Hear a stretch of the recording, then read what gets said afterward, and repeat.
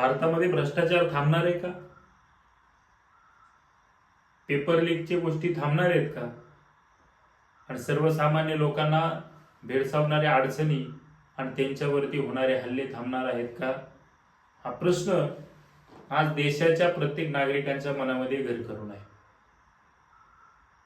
नरेंद्र मोदींनी काल मध्यरात्रीच ऑनलाईन येऊन देशाला आश्वस्त केलं की या देशामध्ये विद्यार्थ्यांच्या प्रश्नावरती या ठिकाणी आपण त्यांना गांभीर्याने घेऊन फास्ट ट्रॅक कोर्टचं एका गठन करून ही केस लवकरच त्याला निकालात काढलं जाईल. या केसमध्ये जे दोषी लोक असतील त्यांना शिक्षा दिली जाईल. परंतु मोदी साहेब, लाखो विद्यार्थी ह्या परीक्षेला बसतात. हजारो विद्यार्थी दिवसाचे रात्र करून काबाड कष्ट करतात, अभ्यास करतात. त्या प्रत्येक विद्यार्थ्याचा गेलेला वेळ आणि याचा हिसाब तुम्ही कधी देणार आहात का या देशाला? याचं सुद्धा उत्तर त्या ठिकाणी सत्ताधाऱ्यांनी दिलं पाहिजे.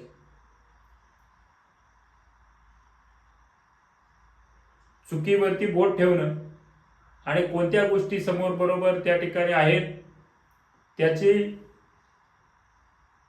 प्रोत्साहनपर त्याला पाठिंबा देणं हे सुद्धा महत्वाचं ठरतं. लोकशाहीमध्ये दोन बाजू असतात, एक म्हणजे पॉझिटिव्ह, दुसरी म्हणजे निगेटिव्ह. खरं तर गेल्या काळामध्ये राजकीय व्यवस्थेमध्ये स्थित्यंतर घडून आली, कायदे बदलले गेले, परंतु या देशाच्या तरुणांपुढे, नागरिकांपुढे असणाऱ्या समस्या मात्र आज सुद्धा तशाच आहे.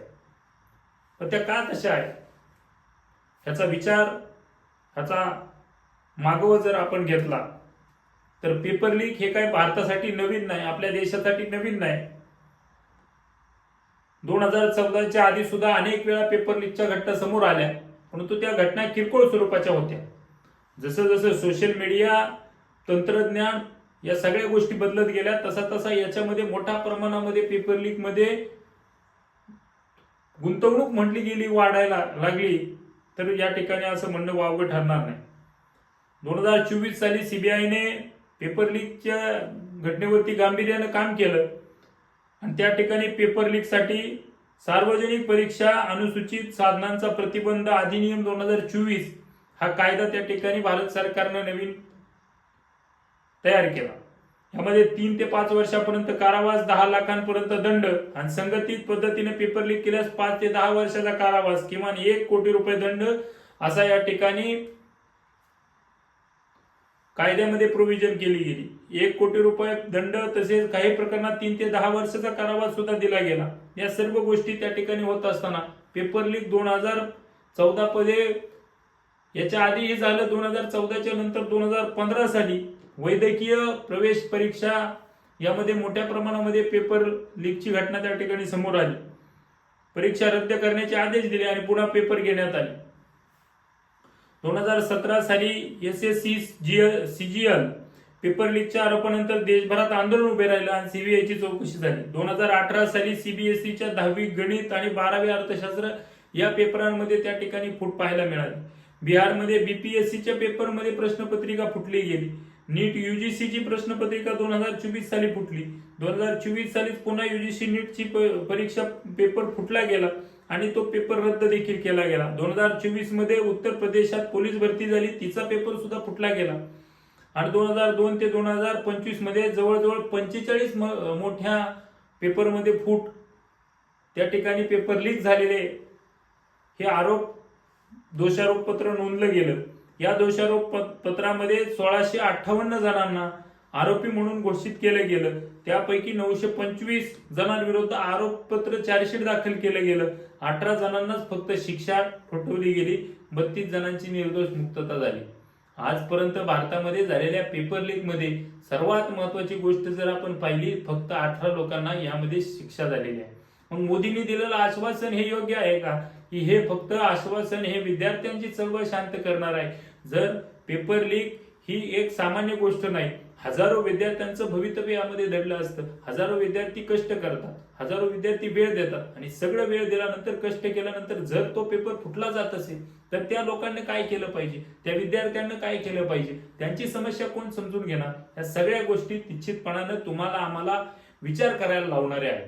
आज मोदींनी सांगितलं, अमित शहा सांगतील, उद्या धर्मेंद्र प्रधान राजीनामा देतील, ह्याच्या पलीकडे आणखी काही जरी घडलं तरी हे इतकं सोपं नाही. कारण पेपर लीक म्हणजे हजारो विद्यार्थ्यांचा वेळ वाया जातो. एका विद्यार्थ्याचे वर्ष 6 महिने वाया गेले म्हणजे लाखो विद्यार्थ्यांचा किती वेळ वाया गेलाय. आणि याचा जर त्या ठिकाणी आपण अंदाज बांधला तर जे 30 लोकांनी आत्महत्या केली, आपलं बलिदान दिलं या पेपर लीक मुळे म्हणायला हरकत नाही. तर त्या 30 लोकांच्या त्या सेन्सिटिव्ह मुद्द्याचा मागोवा जर आपण घेतला तर आपल्याला लक्षात येतं याची तीव्रता किती आहे, याला महत्व किती आहे आणि या महत्वाच्या अनुषंगाने सरकार उपाययोजना किती तुटपुंजा करते. फास्ट ट्रॅक कोर्टाने प्रश्न सुटणार आहेत का? तर नाही सुटणार. धर्मेंद्र प्रधानांच्या राजीनाम्याने प्रश्न सुटणार तर मुळीच नाही सुटणार. पण जी व्यवस्था आपण या देशामध्ये उभी करतो त्या व्यवस्थेनं खऱ्या अर्थानं लोकांनी लोकांसाठी चालवलेले राज्य म्हणजे लोकशाही आणि त्या लोकशाहीला त्या ठिकाणी साजेसा काम तरी आपण करतोय का हा प्रश्न विचारला पाहिजे. दिल्लीमध्ये हजारो विद्यार्थी जमले, त्या विद्यार्थ्यांना आंदोलन करताना त्या ठिकाणी सरकारनं दखल घेतली नाही. 20 दिवस ओलांडून गेले, 22 दिवस ओलांडले गेले, मार झाला, त्यांच्यावरती लाठीकाठ्यानं हल्ला केला आणि त्या हल्ल्यानंतर संपूर्ण देश जागा झाला. जाग्या झालेल्या देशाला त्या ठिकाणी शांत करण्यासाठी जर तुम्ही मध्यरात्रीला ऑनलाईन येऊन त्या शेतकऱ्यांना त्या ठिकाणी महिन्याभराच्या संघर्षानंतर आज तुमच्या तोंडातून 4 शब्द निघत असतील तर खऱ्या अर्थानं कुणाला काय म्हणायचं.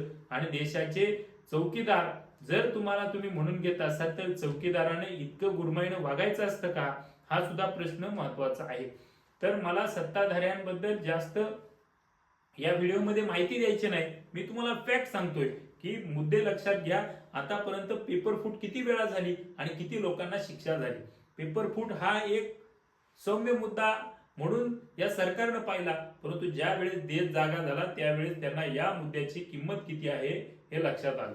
म्हणून आज या व्हिडिओमध्ये आपण याविषयी संपूर्ण माहिती जाणून घेतली. हजारो विद्यार्थी, लाखो विद्यार्थी या पेपर फुटीचे शिकार बनतात. हजारो विद्यार्थी आपल्या विषयामध्ये संघर्ष करत असतात. एका गावगाड्यातल्या विद्यार्थ्यांना शिक्षणासाठी किती खस्ता खाव्या लागतात हे ज्या वेळेस तुम्ही गावगाड्यामध्ये येतात तेव्हाच तुम्हाला कळतं.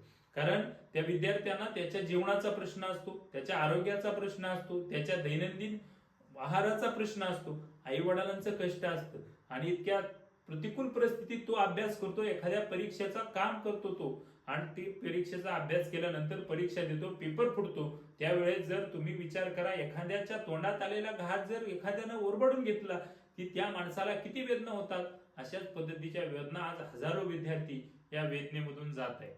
ते भारताचे नागरिकच आहेत आणि जे आंदोलन करतायत ते सुद्धा भारताचे नागरिक आहेत. चुकीचा नेरेटिव्ह सेट करून आम्हाला 1-2 वेळा लोकांना मूर्ख बनवता येईल, परंतु तुम्हाला जर त्या लोकांना त्या ठिकाणी खऱ्या अर्थानं जर ताकद द्यायची असेल तर पेपर फूट ही या देशामधून कायमची हद्दपार झाली पाहिजे. कारण आपण आपल्या देशाचे नागरिकत्व ज्यावेळेस लोकांना सांगतो, लोकांना आश्वासन देतो की आपण हे भारताचं राज्य आहे, इथं लोकशाही आहे आणि या लोकशाहीमध्ये सर्वांना समान अधिकार आहे, सर्वांना समान संधी आहे. दर्जाची आणि संधीची समानता ही राज्यघटनेनं आम्हा सगळ्यांना दिलेली आहे. त्याचा उपयोग आपण घेत असताना खऱ्या अर्थानं प्रत्येकाला समान संधी मिळाली पाहिजे आणि ती संधी पारदर्शकतेनं त्या प्रत्येक माणसाला मिळायला हवी. एवढीच साधी आणि सरळ मागणी आणि या मागणीसाठी झालेलं जंतर मंतरवरील आंदोलन अखेर आज सोनम वांगचुक यांनी मध्यरात्री JP नड्डांच्या हस्ते मागे घेतलं. त्यांच्या मागण्या मान्य केल्या आहेत. त्याच्यावरती काहीवरती विचार होणार आहे आणि चर्चेअंती त्या ठिकाणी दोषी आढळून आल्यास त्याच्यावरती कारवाई करायचं सरकारनं आश्वासन दिले. हे आश्वासन याआधीच द्यायला हवं होतं आणि सरकारनं नैतिक जबाबदारी स्वीकारायला पाहिजे होती. कारण हजारो लाखो विद्यार्थ्यांना यामध्ये त्रास सहन करावा लागलाय. त्यांच्या भविष्याची फेज म्हणजे 12वी नंतरची परीक्षा असते आणि त्या परीक्षेमध्ये तथाकथित गैरव्यवहार झाला. त्या गैरव्यवहाराच्या माध्यमातून इतक्या लोकांना थालापेष्टा सहन कराव्या लागल्या. याची सगळ्याची तीव्रता आपण या आंदोलनामध्ये पाहिली. आंदोलन सुरूच आहे. आंदोलकांना यश येते का हे पाहणं नक्कीच महत्वाचं असेल. परंतु सत्य बातमी आपल्या समोर आणणं, लोकांचा आवाज आपल्या समोर